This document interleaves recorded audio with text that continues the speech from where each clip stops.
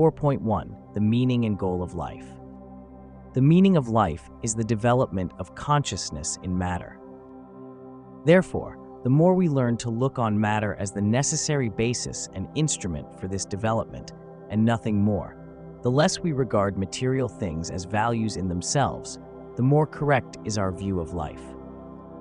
Right life view must be based on the knowledge of consciousness development, its character, conditions, stages, and goal. In Hylozoics, we study this knowledge in its widest possible perspective, the manifestation of the cosmos. 2. The manifestation of the monads begins when they are introduced into the cosmos from infinite chaos. When, after to our human minds an incomprehensibly long period, they reach the conclusion of manifestation, then the monads will have gone through 4 major processes of manifestation, one after another, and will have entered into an unsurveyable number of compositions of the atomic kinds, 2 to 49. Thanks to its participation in these energy processes and material compositions, the monad is able to develop its consciousness and thereby to realize the meaning of its individual life. Its consciousness development is divided according to the 4 processes of manifestation. 4. During the processes of involvation and evolvation after their introduction from chaos, the monads have only potential consciousness. Then they are unconscious like primordial matter.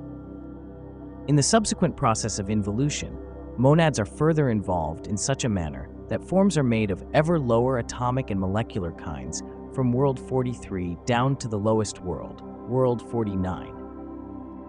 Thereby, the consciousness of the monad is actualized or awakened. Once actualized, the consciousness of the monad is at first passive, that is, active only under external influence. 6. The process of evolution begins in world 49. The monads now liberate themselves from lower matter by gradual stages, simultaneously gaining self-active consciousness in higher matter. In continuously renewed forms, the monad passes in succession through the mineral, vegetable, and animal kingdoms. After the monad has passed from the animal to the human kingdom, which is the 4th natural kingdom, it eventually becomes self-conscious. Through evolution in these lower 4 natural kingdoms, monad consciousness in the physical 49, emotional 48, and causal mental 47 worlds is eventually activated. 7. The transition from the 4th to the 5th natural kingdom, the superhuman kingdom, marks the monad's entry into the process of expansion. In this process, the monad attains ever higher kinds of self-consciousness from world 46 up, and simultaneously learns to expand its self-consciousness to embrace ever more monads in a common consciousness. This common consciousness has been described as a union of love and wisdom. Love means inseparable unity with all, without isolation, without me and you, with only us, true brotherhood realized. Wisdom means immensely greater insight than what is possible for the isolated consciousness in the human kingdom, since the experiences and memories of all are at the disposal of everybody who has entered the common consciousness, the planetary total consciousness. In the higher world of the 5th kingdom, world 45, and in the divine kingdoms that follow from world 44 up, this common consciousness is gradually further expanded and more profoundly experienced. This process is the meaning of the term expansion. 10. In the highest kingdom, in worlds 1 to 7, the monad, with its self-identity preserved, is one with the whole cosmos. The monad has reached cosmic omniscience and omnipotence. This is its goal in manifestation. The cosmos has been built in order to make it possible for the monads in chaos to develop their consciousness from first potentiality through all the intermediate stages into cosmic omniscience and omnipotence. All processes in the cosmos serve this aim, directly or too indirectly. They all enter into the great process of manifestation. 4.2 Manifestation. One manifestation must be viewed from all 3 aspects. 2. As viewed from the consciousness aspect, manifestation is the development of the monad consciousness from mere potentiality, unconsciousness, to cosmic omniscience. As viewed from the matter aspect, Manifestation is the transmutation and gradual refinement of matter so that it is able to build more and more expedient organs for ever-developing consciousness. As viewed from the motion aspect, manifestation is the continuous redirection of energies into increasing harmony with the great purpose and with the dynamic plan for the development of all life. 5. The monad works its way forward through the various stages of manifestation, from total unconsciousness to omniscience, from isolation to unity with all life, from impotence to omnipotence, from total bondage to the greatest possible freedom under those laws of life which all monads must obey. 6. Manifestation is a unitary process, the whole of all processes in the cosmos. All the monads in the cosmos participate in manifestation, consciously or unconsciously, voluntarily or involuntarily. After the monad has been introduced into the cosmos, it goes through 4 principal processes in its individual manifestation until it reaches the highest cosmic kingdom. All monads go through these 4 processes in succession. Since there are monads simultaneously at all stages of consciousness development, these processes work side by side everywhere in the cosmos. In fact, they presuppose one another. 7. The 4 processes of manifestation are 1. Involvation and evolvation. Involution. 3. Evolution. 4. Expansion. 4.3 Involvation and evolvation. 1. Involvation is the composition of monads, atomic kind 1, to form ever coarser matter, from atomic kind 2 to atomic kind 49. Evolvation is the corresponding opposite process, the dissolution of 49 atoms into 48 atoms, of 48 atoms into 47 atoms, and so forth, until free monads, 1 atom, are obtained. Involvation and evolvation thus condition one another. Through involvation, the 49 cosmic atomic kinds are formed. Atoms of the lowest 7 atomic kinds, 43 to 49, are further involved to form 6 molecular kinds each, 42 in all, which are the building materials of the solar systems. Through evolution, matter is continuously dissolved to be replaced by the matter newly formed through involution. Atoms and molecules dissolve and reform continually, and as long as the atom endures, there is an exchange of higher atomic kinds in it all the time. A 49 atom is constantly pervaded by atoms of 48 ever higher kinds. There is also a constant current of primordial atoms, or monads, pouring down from the highest atomic world, World 1, through the atoms of all the worlds to the lowest world, 49, and another current going up through the atoms of all the worlds to the highest world, World 1, so that a continuous circulation of monads is obtained. This circulation goes on as long as the existence of the lower worlds is necessary to the manifestation of the monads. It is this circulation of monads that maintains the atoms, molecules, material aggregates in their given forms. As a result of the circulation, all atoms in all worlds, and consequently all molecules and aggregates, radiate material energy. 3. For involvatory and evolvatory matter has only potential consciousness. Such matter cannot make up other forms than atoms and molecules. But those material forms are the condition of the next process in the manifestation of the monads, involution. 4.4 Involution. Involution takes place in the solar systems, in their worlds 43 to 48. Like any other process, it should be viewed from the 3 aspects. From the motion aspect, the atom of involvatory and evolvatory matter rotates round its axis with enormous rapidity. To this rotatory motion, involution adds a cyclic spiral motion. The atom circles round a central focal point in cyclically recurring spirals. From the matter aspect, this composite motion makes it possible for atoms and molecules to build coherent forms, aggregates. Thereby, a whole series of life forms can be built up and be developed further, life forms that the monads of evolution need for their consciousness activation. Examples of such life forms of involutionary matter are the mental and emotional envelopes of man. From the consciousness aspect, as the monad participates in these form-building processes, its potential consciousness is actualized, brought to life. Actualized consciousness during the entire involution is only passive. That is, the monads have faint, dreamlike consciousness in their kinds of matter only when they are activated by vibrations from without. 5 involution runs through 9 successive stages from World 43 to World 48 inclusive. The monads form atoms, molecules, and aggregates at all these stages and in all these worlds. All these material compounds are living beings, collective beings formed of monads. Such collective involutionary beings are called elementals, and the 9 stages of their consciousness actualization are called the 9 elemental kingdoms. 6. The elemental kingdoms of involution have their counterparts in evolution, the natural kingdoms. The direction of involution is down, its goal is the physical world, World 49. The least involved, and therefore least experienced elementals belong to the first elemental kingdom in World 43. The most involved, and therefore most experienced ones belong to the 9th kingdom in World 48. In order to be able to pass to a higher kingdom in a lower world, the elementals must have learnt everything there is for them to learn in their present kingdom.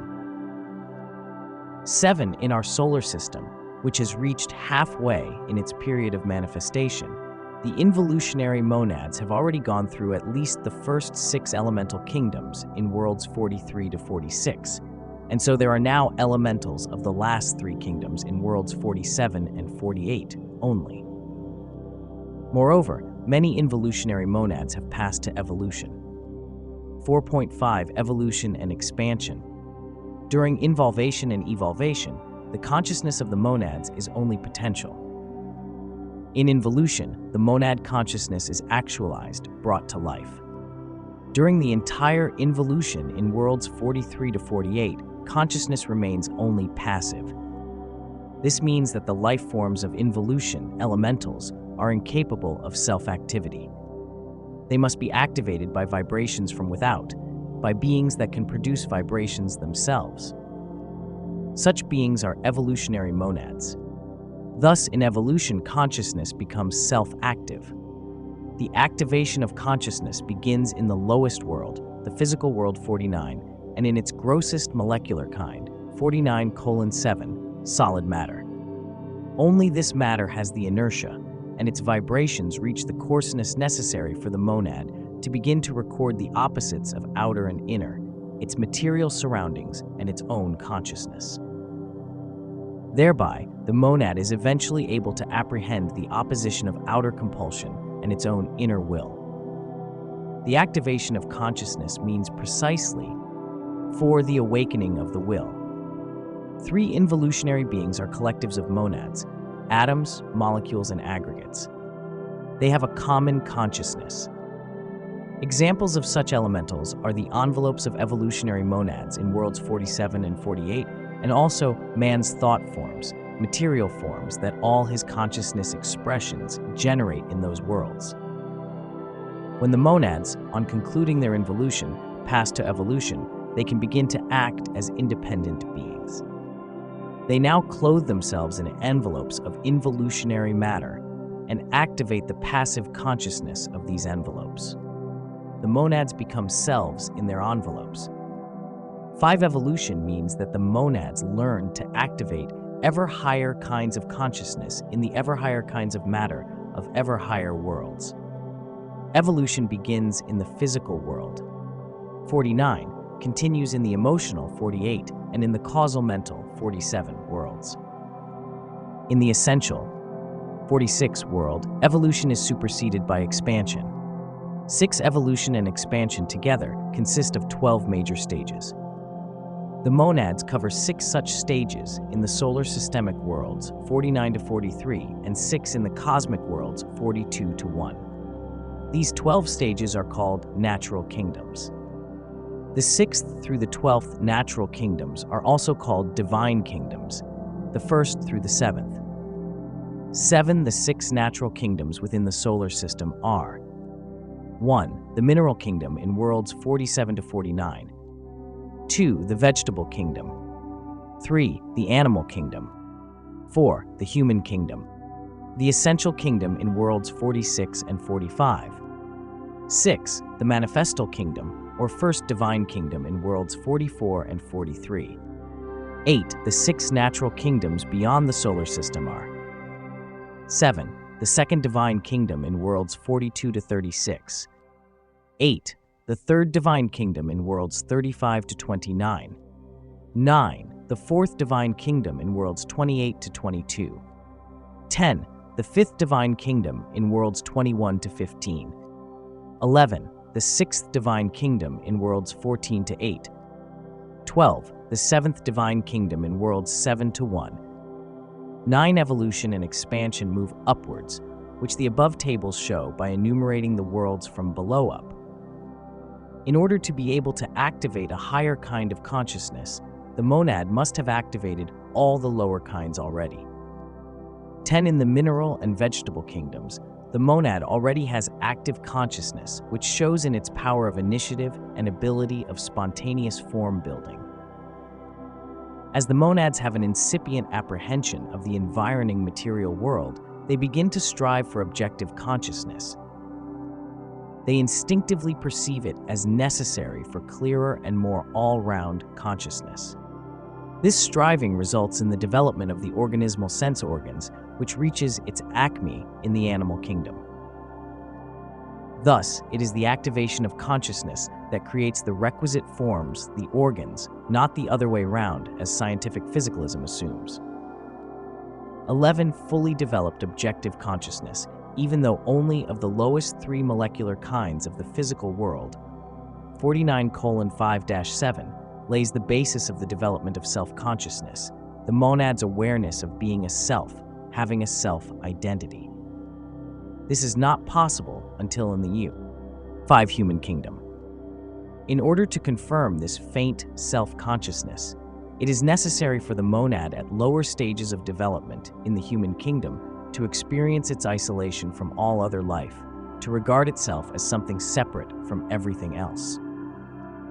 Once its self-consciousness is confirmed, however, this self-assertion must be overcome. Otherwise, it will hinder the expansion of the individual consciousness into community with ever more monads. That expansion begins in the superhuman essential kingdom, it is true, but marked efforts are seen already at the higher stages of the human kingdom. At his entry into expansion, the individual is united while preserving his self-identity and self-consciousness with ever more monads in a common consciousness. Thus, it is not a matter of the self being annihilated in the universal soul, as some would have it. 12. The monad in the human kingdom thus has a long journey behind it. It has developed consciousness in all lower degrees up to its present human consciousness in worlds 47 to 49. 13. The successive degrees in the awakening of consciousness form links in an unbroken chain. The higher degrees emerge from the lower ones, which were necessary for the development of the higher. Without the first passive consciousness, consciousness cannot become self-active. Without active consciousness, no objective consciousness can arise. Without objective consciousness, no self-consciousness. Without self-consciousness, no expansion of the individual self into group consciousness. 14. Let us sum up what we have learnt so far. 15. In the elemental kingdoms of involution, the monads have passive subjective consciousness in 43 to 48. In the natural kingdoms of evolution, the monads have. In the mineral and vegetable kingdoms, faint active subjective consciousness in 49. In the animal kingdom, active objective consciousness in 49. Active subjective consciousness in 48. In the human kingdom, active objective isolated self-consciousness in 49. Active subjective isolated self-consciousness in 48 and 47. In the essential kingdom, active objective and subjective self-consciousness in 45 to 49, with simultaneous group consciousness. 4.6 Experience and memory. There is no ignorance in the absolute sense of the word ignorance. Even in involution, the monad has experiences and learns from them. This is possible since the monad has an indestructible memory. All the experiences of the monad, all vibrations that have ever hit the primordial atom, are engraved in it forever. This memory becomes latent, it is true. We experience that every day, when practically everything we live through fades from our actual memory. In fact, however, we never forget anything. What we have experienced once, we can experience again, which happens when the monad is again affected by similar vibrations, confronted by similar impressions, put into similar situations. We know that a memory from early childhood can suddenly reappear with overwhelming clarity. 2. Therefore, knowledge is remembrance, Plato. Everything we have experienced, learned, mastered, in this life or in a previous life, is preserved in latent state. By far the most of it we never remember anew. Fragmented impressions, memory details, primitive insights which we have outgrown long ago in never-ceasing evolution. There are also very many tendencies and habits, qualities and abilities which have been repeated and have become firmly established in the monad during countless incarnations. Man has quite a lot of such powers, functions, and qualities as were developed already in the animal kingdom: locomotion, three-dimensional vision, sexuality, aggressiveness, vanity, playfulness, and so on. Specifically, human characteristics are self-consciousness, language, abstract thought, imagination, idealism, among others. Such qualities and abilities as are called innate have in fact been acquired in 6 previous lives. Then they have become latent and have been reacquired, perhaps many times over. At each new occasion, they are actualized more easily than before. 3. Man thus carries his past to a much greater extent than he may imagine. Since he goes forward in his consciousness development, this means that he latently carries a worse person than he actually is, all the primitive tendencies that he believes he has left behind long ago. It depends on himself, on his intentional control of attention and interests, whether this latency will have opportunities of resuscitation. The power of latency and man's inability or unwillingness to control his consciousness are part of the explanation for the problem of evil. For man is neither good nor evil in any absolute sense of the words good and evil. He is on the level he has attained and has both the good and the bad qualities of that level. Moreover, he has in a latent state all the ever worse qualities of ever lower levels. Therefore, it is very important that man tries to resuscitate those positive qualities and valuable abilities which belong to his present level of understanding. This latent experience of life extends over several recent incarnations, but his actual consciousness concerns only his present incarnation. This must mean that whatever man expresses in his actual state in knowledge, insight, and understanding, qualities and abilities, versatile competence and interests in some certain life is a mere fraction of his true latent capacity. Therefore, the two concepts of personality and individuality are distinguished in esoterics. Individuality is the total man, personality is the tiny part that is actualized in this particular incarnation. The actual personality consists partly of former experience remembered anew, including habits, tendencies, and so on, partly the small amount of new experience that man manages to collect during his present physical life. By far the greater portion of man's ability and understanding, thus, is remembrance. Only a tiny portion he acquires as entirely new in his present life. 4.7. Waking consciousness and the unconscious. In all natural kingdoms, the monad has a waking life and an unconscious life. The waking consciousness is whatever the self apprehends in every instant. Man's waking consciousness consists of sense perceptions, emotions, thoughts, and perceptions of the will. Attention is the center, the focus of waking consciousness. Attention indicates the presence of the self. The waking consciousness is just an infinitesimal fraction of man's total possible consciousness. The incomparably greater portion of what man's physical senses and superphysical envelopes record passes the self by unnoticed. Thus, it is hardly an exaggeration to call the unconscious the true man. 2. The unconscious is partly subconscious, partly superconscious. 3. The subconscious is latency. It contains everything that ever passed through the waking consciousness, everything the monad has seen, tasted, and done, all experiences it has worked up, everything ever since its consciousness was awakened, thus all experiences of the monad, even long before its entry into the mineral kingdom. Each incarnation deposits, as it were, its own layer of consciousness. All this is preserved, for the subconscious forgets nothing. It is preserved as predispositions for qualities and abilities, and expresses itself in the personality as character traits, prospects of understanding, instincts for the most varied things. 4. Direct understanding of something means that you have worked it up in previous lives. Whatever you have not experienced previously, you can, with difficulty, learn to comprehend. Comprehension must work its way forward slowly, step by step. You can learn to comprehend things which you really do not understand, cannot yet understand, until several incarnations hence. Anyone who understands and anyone who merely comprehends do not speak the same language. Whatever you understand, you can also, as a rule, apply and realize. Not so what you only comprehend. All this has to do with different depths in the experience of life. 5. The superconscious is potentiality. It embraces all those higher kinds of consciousness. 7. Which the monad has not yet activated in evolution. The superconscious does not include only the normally superhuman, causal consciousness and higher, but also layers in man's typical kinds of consciousness, as yet unknown to the majority. Examples of the latter are, emotionally, the mystic's experience of the unity of all life and the peace which passeth all understanding. Mentally, the great thinker's experience of the synthesis of ideas, a preparatory stage before contacting the causal consciousness. 6. Waking man is in contact with his unconscious. He is constantly receiving impulses from his subconscious.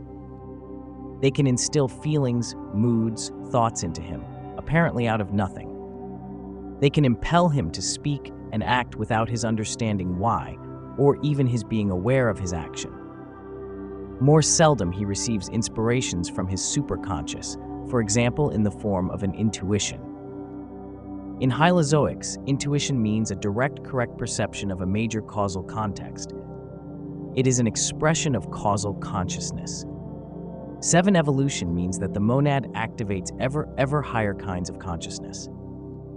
Expressed differently, the monad successively moves the boundary between its waking consciousness and superconscious. Our present waking consciousness was once our superconscious. Correspondingly, our present waking consciousness will belong to our subconscious, and parts of our present superconscious will be our waking consciousness sometime in the future.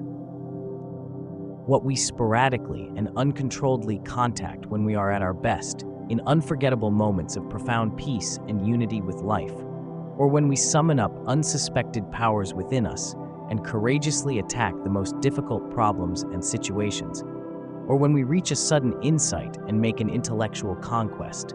All this, which we for lack of knowledge call our better self, as though we were more selves than one will in the future, be our normal, our everyday consciousness. 4.8. The will. In Chapter 3.10, we mention that Hylozoics enumerates 3 specifically different causes of motion: dynamis, material energy, and will. Dynamis acts directly in primordial matter and in the monads. Material energy is the indirect action of dynamis in the composite atomic kinds 2 to 49. This action weakens in each lower atomic kind at each step of increasing composition of primordial atoms. This explains why motion apparently ceases in the lowest kind of matter, solid physical matter, 49:7. Thus, material energy is the expression of dynamis through the matter aspect. Correspondingly, will is dynamis expressing itself through the consciousness aspect. Dynamis is in itself blind, lacks consciousness, and can never have consciousness, for motion and consciousness eternally remain different aspects. Consciousness can develop, however, so that it eventually learns to control dynamis in matter, learns to use energies and to direct them towards a goal. This ability is called active consciousness. It lies potential in the monads and must, like all faculties, be developed. This is not done at once, but only in evolution. 3. Involution is the actualization of monad consciousness. Evolution is the activation of monad consciousness. Actualization means that consciousness is awakened, roused to life. Activation means that consciousness, awakening more and more, gradually learns to control energies. There are 4 kinds of will and active consciousness, as there are kinds of matter. Thus, there are 49 main kinds of will in the cosmos. Activation starts in evolution from below, from the lowest matter, 49:7. Man has 3 main kinds of will: physical will with 49, emotional will, 48, and mental will, 47. Since emotional consciousness is the most activated at the present stage of mankind's development, emotional will, which is desire, is almost always stronger than mental will, which is intellectual resolution, except in the few who have developed mental consciousness so that it dominates emotionality. But a higher kind of will is potentially always stronger than a lower kind. In the future, when mankind has activated mentality as much as it has today, 8 activated emotionality, mental will dominate emotional will, just as today, emotional will dominates physical will. And only then will man live up to his name of rational creature. 5 will act on matter directly. Man demonstrates this innumerable times every day by his physical will whenever he moves a muscle. Emotional and mental will act on their respective kinds of matter, give rise to vibrations in the emotional and mental envelopes, as well as in their surrounding material worlds. Will is still just faintly developed in most people. When finally man has completely developed emotional, mental, and causal subjective and objective consciousness, then he has also mastered the corresponding kinds of will to perfection. By the aid of his higher causal and mental will, he will then be able to control etheric physical matter and achieve the effects he desires also in visible physical matter. This is the magic of immemorial age, the power of mind over matter. Magic will remain a secret, unattainable for all but the very few who have overcome any temptation to abuse the tremendous power and who have placed all their capacity at the service of evolution for all time to come. 4.9 Passive and active consciousness. One consciousness can be passive or active. Passive consciousness does not imply inactivity. So far, the term passive is misleading.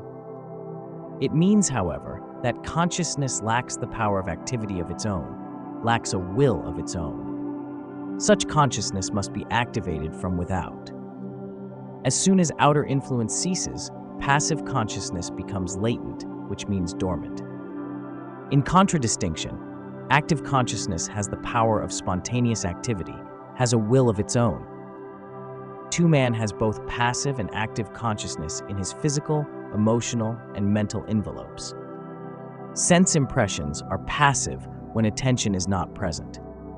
Emotions and thoughts are passive when they just come about, as it were, without the control, will, attention of the self. When mental and emotional associations unceasingly chase each other without our conscious controlling or willing them. No consciousness just comes about, however. All consciousness is activated consciousness. If it is not activated from within, by the monad, then it is activated from without, from the surrounding emotional and mental worlds, or through robot functions, which the monad has established in its envelopes on various occasions, and which subsequently act without the control of the monad. Thus, there is a great difference between I think and it thinks in me. Everybody can convince himself of that truth by some self-observation. Indeed, the envelopes of man act as robots more than 90% of the time. They pick up surrounding vibrations and reproduce them reinforced, while the monad, or self, passively observes, often not even that. Less than 10% of man's consciousness is determined by himself, by the monad. The greater part is robot consciousness, physical, emotional, and mental. For man is a monad that has gone through involution and has worked its way through the lowest three kingdoms of evolution. He has, in a latent state, the passive consciousness in 43-48 of the entire involution. It is quite natural that this latency must characterize his life to a great extent, all the more as his active consciousness is relatively little developed.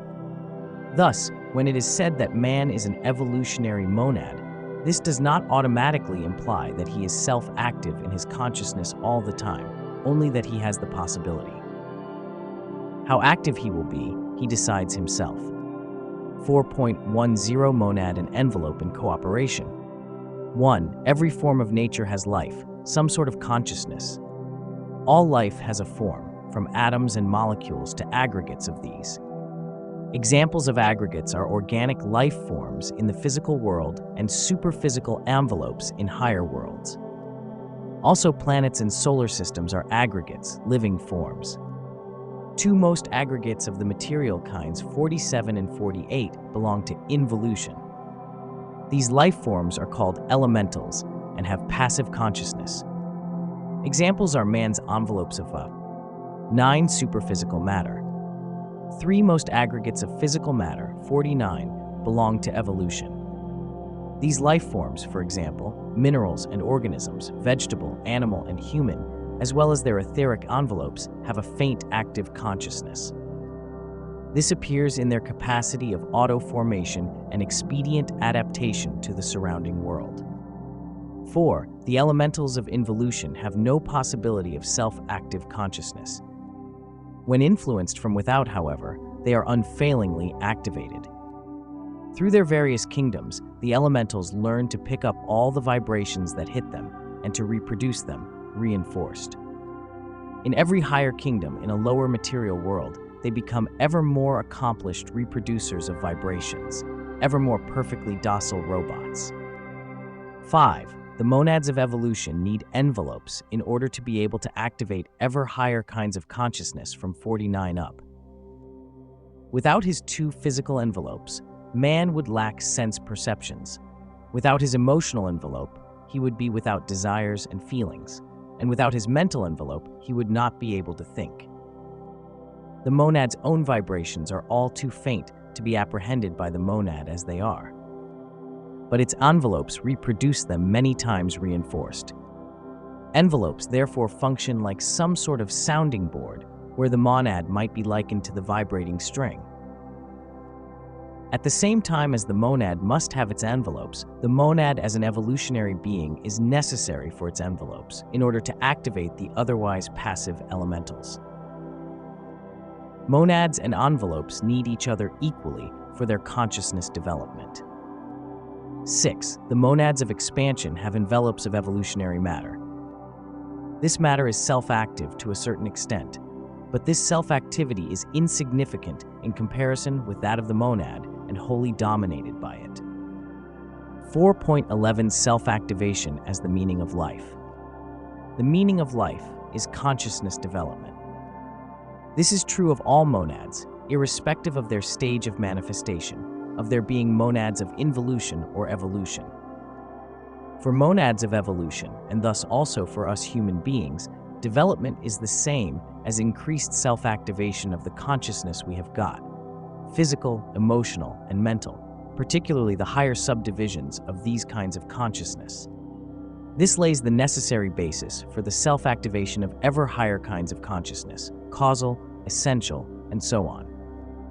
Whenever man is thinking thoughts that he does not want to acknowledge, whenever he is experiencing feelings that he understands to be below his true level, then the passive consciousness of his envelopes, and not the monad, determines the content of his consciousness. Whenever man does not keep his attention directed at some definite object, either in the inner subjective world or in the outer objective world, then the monad is inactive, the self absent. And when the self is absent, the envelopes are masters. 3. The envelopes are good servants, but bad masters. 90% of all your suffering depends on the simple fact that you do not want to control your envelopes. And you means the monad. The envelopes pick up telepathically the negative emotions of the surrounding world and reinforce them. The monad can refuse to attend to them if it wants to. The envelopes preserve countless memories of negative emotions and often imaginary wrongs, injuries, shame, depressions. The least association the monad makes calls those memories to life, and the monad unresistingly allows itself to be led through the same emotions again. 4. The only possibility of getting rid of this suffering, the only path to enduring happiness, is for man to learn to control his envelope consciousnesses. That he does by being self-active in his consciousness as often and as much as he is able to. He can step up his power of choosing consciousness himself. This I will keep, that I won't. Control of consciousness is possible and will finally be understood to be necessary. Man practices this by learning to be attentive, more and more attentive, and finally attentive all the time. He will keep his attention on his 10 inner subjective world and on the outer objective world simultaneously. The higher, noble feelings, which everybody wants to possess, instead of the lower, negative ones, do not appear by themselves. They must be cultivated consciously by being attended to constantly, by being inculcated in consciousness.